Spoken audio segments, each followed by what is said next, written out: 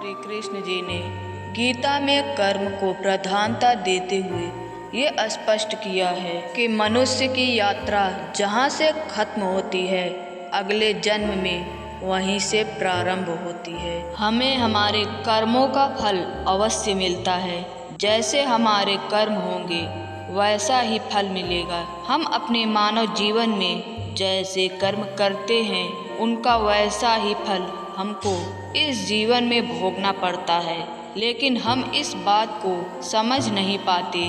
और जब तक हमें इस बात का बोध होता है कि हमने जो भी कर्म किए हैं उनका क्या परिणाम होगा, तब तक बहुत अधिक समय बीत चुका होता है। तो चलिए आज की इस वीडियो में जानते हैं कि कर्म कितने प्रकार के होते हैं। तो वीडियो शुरू करने से पहले आपको बता दें कि अगर आप हमारे चैनल पर नए हो तो चैनल को सब्सक्राइब जरूर कर लें और वीडियो को लाइक और कमेंट जरूर करें, क्योंकि आपके एक लाइक से हमें प्रेरणा मिलती है ऐसी ही और वीडियो बनाने के लिए।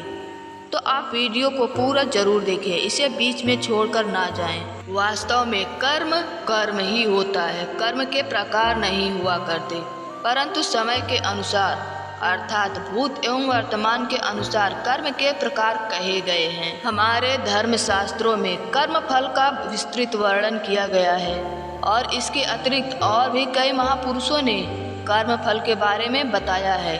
अगर हम हमारे धर्म शास्त्रों की बात करें तो उनके अध्ययन के अनुसार कर्म 3 प्रकार का होता है। पहला क्रियमाण कर्म, दूसरा प्रारब्ध कर्म और तीसरा संचित कर्म। क्रियमाण कर्म वह कर्म जो किया जा रहा है। क्रियमाण कर्म का अर्थ जो कर्म अभी वर्तमान समय में किया जा रहा है। मानव जीवन में नित्य प्रति जो कर्म सुबह उठने से लेकर दिन भर जो कुछ भी कर्म किए जाते हैं उन्हें क्रियमाण कर्म कहते हैं, क्योंकि इन कर्मों के करने से मानव जीवन गतिमान रहता है। नित्य कर्म करना प्रत्येक मनुष्य का, प्रत्येक जीव का कर्तव्य होता है। प्रत्येक जीव अपनी बुद्धि के अनुसार कर्म कर सकता है, लेकिन क्रियमाण कर्म किसी जीव के जीवित होने और गतिशील आत्मा के होने का आभास कराते हैं। इस प्रकार के कर्म जो प्रतिदिन किए जाते हैं, नित्य कर्मों का फल अधिकांशतः हमें हमारे कर्मों के साथ ही प्राप्त हो जाते हैं। जैसे अगर आपको बहुत तेज भूख लगी है और आप भोजन करते हैं तो आपकी भूख शांत हो जाती है। आप बहुत ज़्यादा थके हुए हैं तो आपको नींद स्वयं ही आ जाती है और थकान मिटने के बाद आप अपनी नींद से स्वयं ही उठ जाते हैं। लेकिन अगर आप आलस्य को धारण कर लेते हैं तो आपका ये कर्म आपको बुरे परिणाम की तरफ ले जाएगा, आपको आपके जीवन से दूर ले जाएगा। आपको इसके दुष्परिणाम भी भुगतने पड़ सकते हैं। इस प्रकार के कर्म क्रियमाण कर्म कहलाते हैं। दूसरा कर्म है संचित कर्म। संचित यानी एकत्रित, इकट्ठा किया हुआ। संचित कर्म का अर्थ इकट्ठा किया हुआ कर्म, एकत्रित किया हुआ कर्म। हम अपने जीवन में कर्म तो करते ही हैं, फिर चाहे वो कर्म अच्छे हो या बुरे, कर्म तो हमें करने ही पड़ेंगे। लेकिन हम अपने जीवन में कुछ कर्म ऐसे करते हैं जिनका परिणाम क्या होगा इस बात का पता हमें वो कर्म करते समय पता नहीं होता। हम कुछ ऐसे कर्म करते हैं जो हमारी दृष्टि में तो सही होते हैं, लेकिन ईश्वर, प्रकृति और समाज की दृष्टि में उचित नहीं होते। आपके वो कर्म जो आपकी दृष्टिकोण में तो बिल्कुल सही है, लेकिन वो कर्म ईश्वर की दृष्टिकोण से गलत होता है। उसके बारे में हम ये सोचते रहते हैं कि मैंने जो भी किया है उसका रिजल्ट हमें अच्छा ही मिलेगा, लेकिन ऐसा होता नहीं। और जब ऐसा नहीं होता तब हमें अपने कर्मों की सोच में परिवर्तन लाना ही पड़ता है। और ऐसे कर्म करते हुए हम कुछ ऐसे भी कर्म करते हैं जो कि हमारे चित्त की अंतर आत्मा में जाकर एकत्र हो जाते हैं और उन कर्मों का फल भी चित्त में ही विद्यमान हो जाता है। और जब तक हमें उस कर्म का फल प्राप्त नहीं हो जाता तब तक उस कर्म का परिणाम हमारे चित्त में ही एकत्रित रहते हैं। इस प्रकार के कर्म को संचित कर्म कहते हैं। तीसरा है प्रारब्ध कर्म।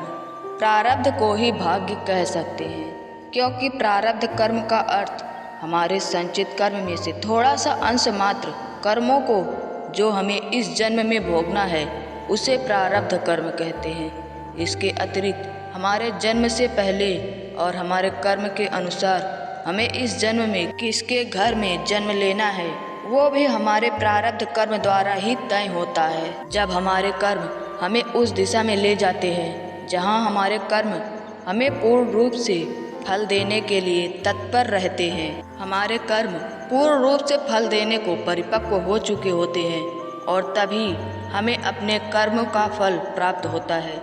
इस प्रकार के कर्मों को प्रारब्ध कर्म कहा जाता है।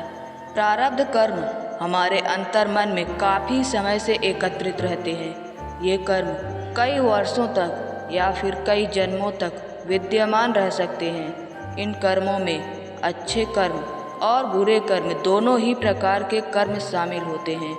आपने सुना होगा कि कभी कभी हमारे कुछ कर्मों का फल हमें बहुत समय बाद मिलता है और कभी कभी हमें कुछ कर्मों का फल अगले जन्म में भी प्राप्त होता है। अगर हमारे कर्म अच्छे होते हैं तो हमें अच्छा परिणाम प्राप्त होता है और अगर हमारे कर्म बुरे होते हैं तो हमें उसका दुष्परिणाम भी भोगना पड़ता है। हम अपने दैनिक जीवन में प्रत्येक दिन कई प्रकार के कर्म करते हैं और उनमें से कुछ कर्म हमारे संचित कर्मों में समाहित होकर अनंत काल के लिए विलीन हो जाते हैं और इस प्रकार हम अपने जीवन में लाखों करोड़ों संचित कर्मों को एकत्र कर लेते हैं। और यदि हम अपने पूर्व जन्म के कर्मों को शामिल कर लें तो हमें ये पता चलता है कि ऐसे कई सारे कर्म शेष हैं जिन्हें भोगना अभी बाकी है ताकि उनका कर्मफल हमें प्राप्त हो सके। कर्मण्येवाधिकारस्ते मा फलेषु कदाचन मा कर्मफल हेतुर्भूमा ते संगो अस्त कर्मणि। अर्थात भगवान श्री कृष्ण जी ने गीता में कहा है कि कर्म पर ही तुम्हारा अधिकार है, कर्म के फल पर नहीं। इसलिए अपने कर्मों को फल की इच्छा किए बिना करो, कर्म में तुम्हारी आसक्ति न हो। गीता अध्याय 4 श्लोक 18। कर्मण्य कर्मया पश्येद कर्मणि च कर्मय स बुद्धिमान मनुष्येषु स युक्ता कृष्ण कमं कृत। अर्थात जो मनुष्य कर्म में अकर्म और अकर्म में कर्म को देखता है वह सभी मनुष्यों में सबसे बुद्धिमान है और सभी प्रकार के कर्मों में लिप्त होते हुए भी दिव्य अवस्था में रहता है। गीता अध्याय 6 श्लोक 27। प्रकृते क्रियमाणानि गुणैः कर्माणि सर्वशः अहंकार विमूढ़ात्मा कर्ताहमिति मन्यते।